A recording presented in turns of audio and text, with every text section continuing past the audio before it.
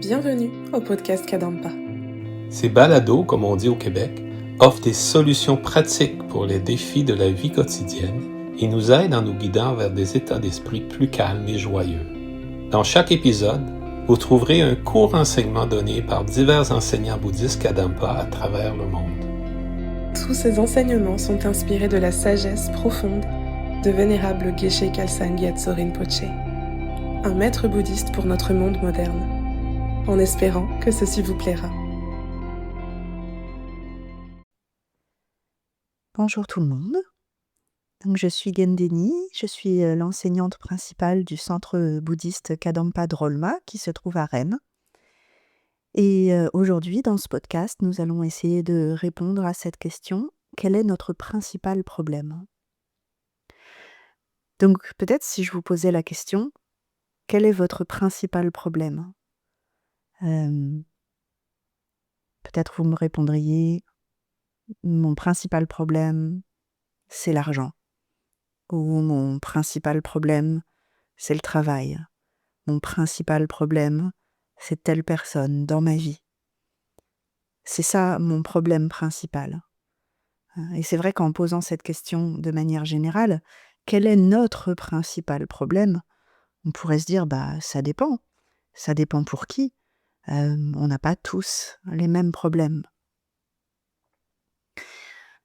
Donc d'un certain point de vue, bien sûr, on peut dire, mon problème, c'est l'argent, j'ai un problème d'argent, j'ai un problème au travail, j'ai un problème de santé. Mais ce que nous dit Bouddha, c'est que ces choses-là ne sont pas notre principal problème. Alors, qu'est-ce que c'est que notre principal problème? En général, quand on a un problème, justement, on ne voit qu'un problème. On pense qu'il y a un seul problème. Et Bouddha nous dit, en réalité, il y a plutôt deux problèmes.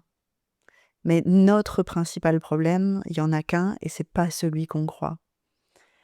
Donc, en fait, qu'est-ce que ça veut dire? Ça veut dire que il y a deux problèmes. Il y a un problème extérieur et il y a un problème intérieur.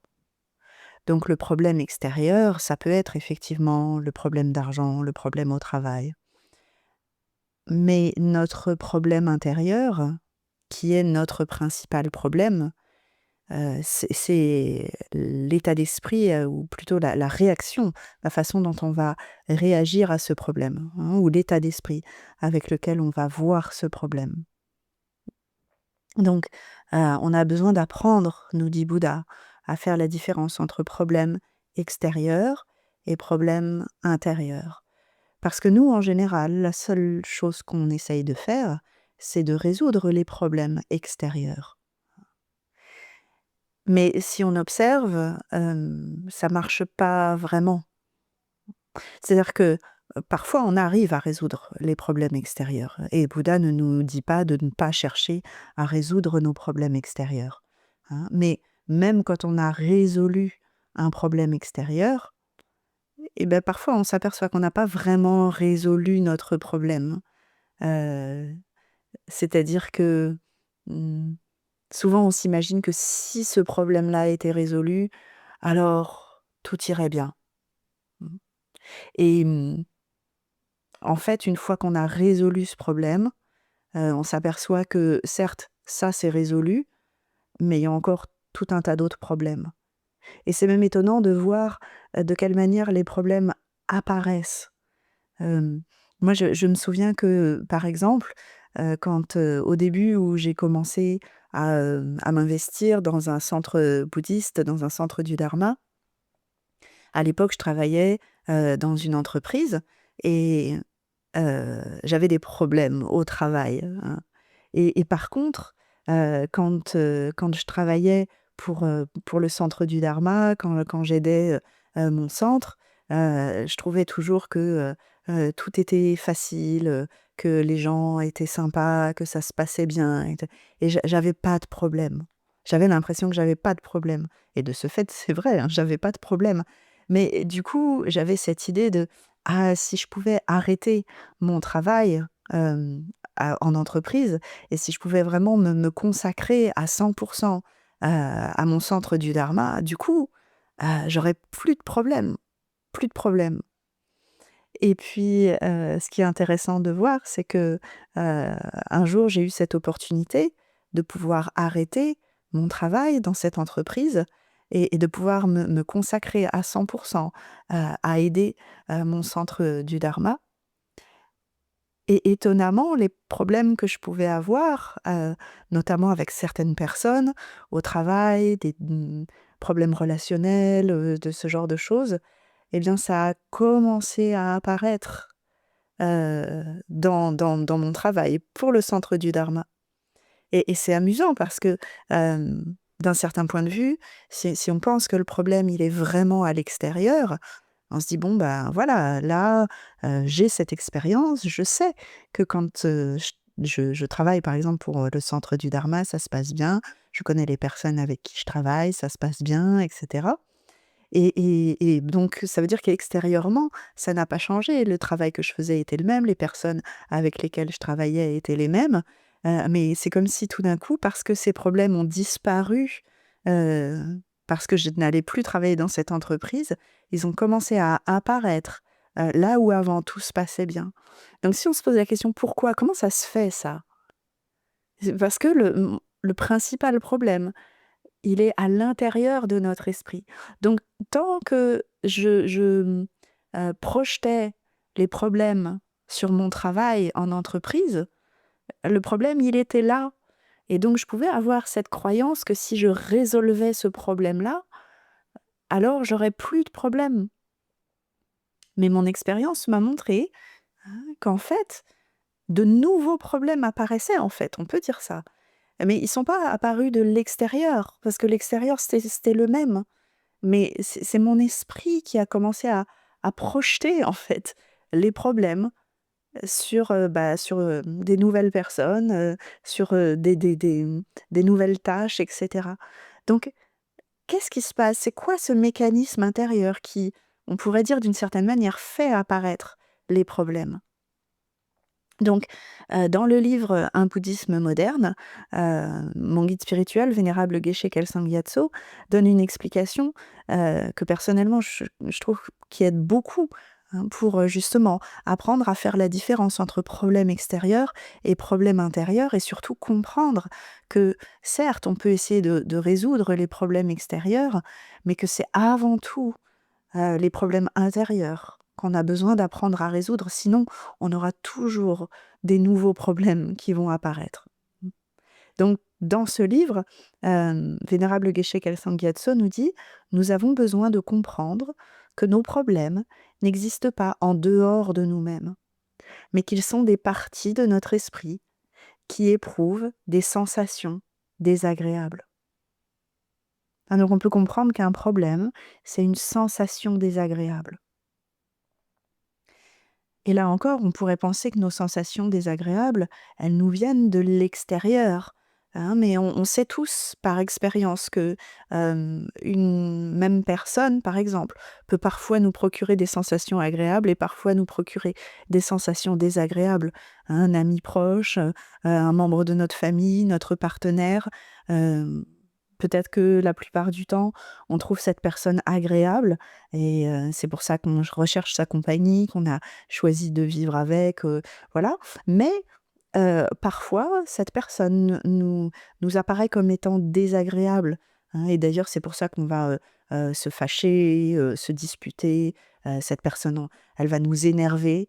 Donc on voit bien que si la personne était en elle-même une cause, une source, de sensations agréables ou désagréables, ça changerait pas comme ça d'un moment à l'autre, d'un jour à l'autre, hein. Cette sensation désagréable, c'est une partie de notre esprit, hein.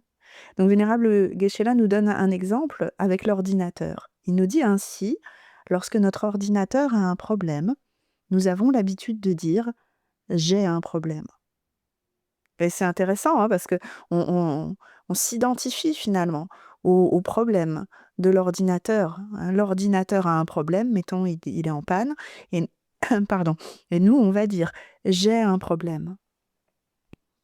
Mais en réalité pourtant, ce problème est celui de l'ordinateur, pas le nôtre. le problème de l'ordinateur est un problème extérieur, alors que notre problème, qui est notre propre sensation désagréable, est un problème intérieur. Ces deux problèmes sont totalement différents. Ça, c'est pas forcément évident pour nous au départ de se rendre compte que ces deux problèmes sont totalement différents. Est-ce qu'on peut imaginer, par exemple, que notre ordinateur ait un problème, notre ordinateur soit en panne, mais que nous, de notre côté, nous n'ayons pas de sensation désagréable vis-à-vis de ça? Donc on pourrait même se demander, mais pourquoi est-ce que ça me procure une sensation désagréable? Donc nous avons besoin de résoudre le problème de l'ordinateur en le réparant, et nous avons besoin de résoudre notre propre problème en contrôlant notre désir que le problème de l'ordinateur soit résolu. Donc, comment on va résoudre le problème de l'ordinateur? En le réparant. Et comment est-ce qu'on va résoudre notre propre problème? En contrôlant notre désir que le problème de l'ordinateur soit résolu. Donc, si on a une sensation désagréable, c'est parce qu'on a un désir mais c'est un désir qui est incontrôlé. On peut avoir le désir que le problème de l'ordinateur soit résolu, mais pour l'instant, nous ne contrôlons pas ce désir. C'est-à-dire que pour l'instant, notre désir, on peut dire, il est irréaliste.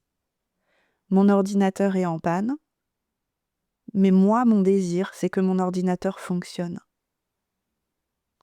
Donc la sensation désagréable, finalement, là, on peut voir qu'elle vient de cette distorsion qu'il y a entre une réalité qui est là, l'ordinateur est en panne, et notre désir incontrôlé, irréaliste, que l'ordinateur fonctionne. Donc on a besoin de s'apercevoir que dans ces moments-là, notre attitude intérieure, elle n'est pas en accord avec la réalité. Avoir le désir que le problème de l'ordinateur soit résolu de façon contrôlée, c'est partir de l'acceptation de ce qui est, c'est-à-dire l'ordinateur est en panne. Si mon désir, c'est que l'ordinateur fonctionne alors qu'il est en panne, forcément, il y a une sensation désagréable qui se manifeste. Donc si nous continuons à résoudre les problèmes de l'ordinateur, mais que nous sommes incapables de contrôler nos désirs par rapport à l'ordinateur, nous connaîtrons sans cesse de nouveaux problèmes liés à l'ordinateur. Donc bien sûr, on va résoudre le problème de l'ordinateur en le réparant. Et ici, l'idée, c'est pas d'arrêter de faire ça. Mais ce que nous dit Vénérable Geshe-la ici, c'est que si nous continuons à résoudre les problèmes de l'ordinateur, mais que nous sommes incapables de contrôler nos désirs par rapport à l'ordinateur, par exemple, si nous ne sommes pas capables de contrôler ce désir que l'ordinateur marche tout le temps. Parce que ça, on peut dire que c'est un désir irréaliste. Et quelque part, dans notre vie, tout est comme ça. C'est-à-dire que on se lève le matin et on a quelque part cette pensée peut-être un petit peu inconsciente. J'espère que tout va bien se passer aujourd'hui. Et en fait, c'est complètement irréaliste. Parce que bien sûr que tout va pas bien se passer aujourd'hui. Il y a des choses qui vont bien se passer et il y a des choses qui vont moins bien se passer. Et c'est normal en fait, parce qu'on vit dans un monde qui est totalement impermanent. Donc les ordinateurs tombent en panne, les corps tombent malades, les états d'esprit changent, tout change. Donc tout ne va pas forcément toujours se passer comme nous le voudrions.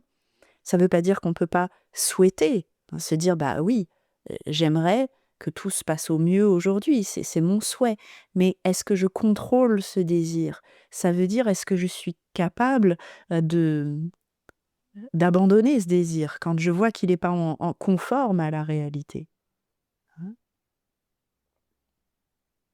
Sinon, on aura sans cesse de nouveaux problèmes liés à l'ordinateur. Il en va de même avec notre maison, notre argent, nos relations avec nos proches, etc.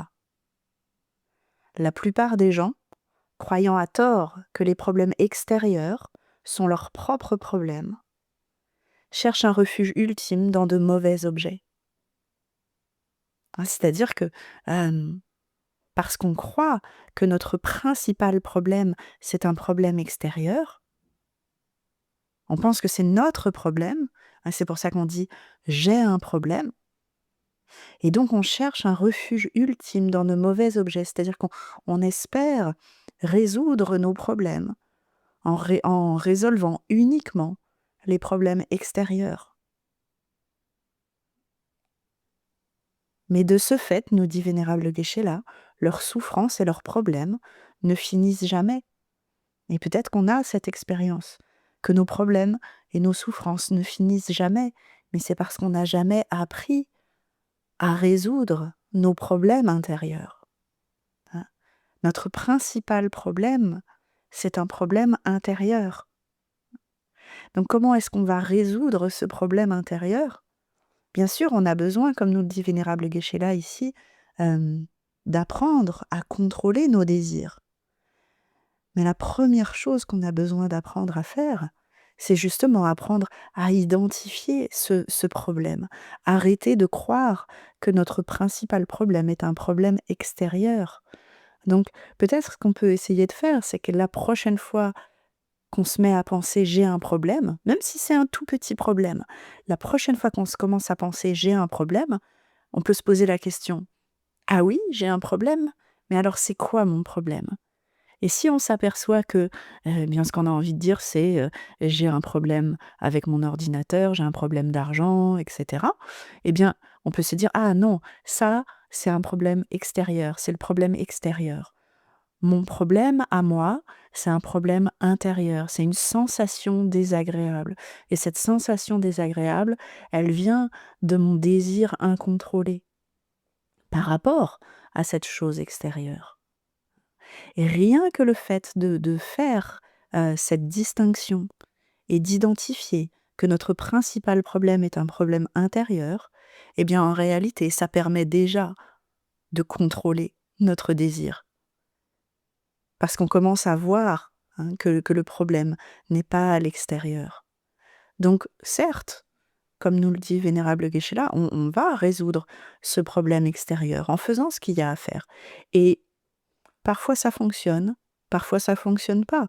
Il y a des problèmes extérieurs qu'on arrive à résoudre, des problèmes extérieurs qu'on va pas réussir à résoudre, mais dans les 2 cas, c'est pas c'est pas ça, le vrai problème, hein. Si on arrive à garder un état d'esprit paisible, qui est en accord en fait avec la réalité, et qu'on est capable de contrôler notre désir, c'est-à-dire simplement parfois de lâcher notre désir, d'abandonner notre désir, de se dire: «Bah, oui, ça c'est ce que je voudrais, mais ça n'est pas possible, donc j'accepte», et ça en réalité, ça fait une énorme différence dans notre vie, hein. Donc voilà, j'espère que, ça aura pu, vous être utile et vous aider justement, à gérer et résoudre, vos problèmes au quotidien. Donc on n'a pas besoin d'attendre d'avoir, de graves problèmes pour utiliser cette méthode. Au contraire, hein, on peut apprendre à le faire, dans notre quotidien. À chaque fois qu'on pense: «Ah ça va pas, ça va pas. Là j'ai un souci, là j'ai un problème». Donc on va s'entraîner à faire cette distinction, et surtout le plus important, c'est d'essayer d'observer comment dans notre propre expérience, le fait de faire cette distinction nous aide, hein, à justement à contrôler nos désirs, à réduire nos sensations désagréables, et donc de ce fait, bah, ça nous permet en réalité de résoudre notre problème intérieur. Voilà, merci beaucoup pour votre écoute et à une prochaine fois.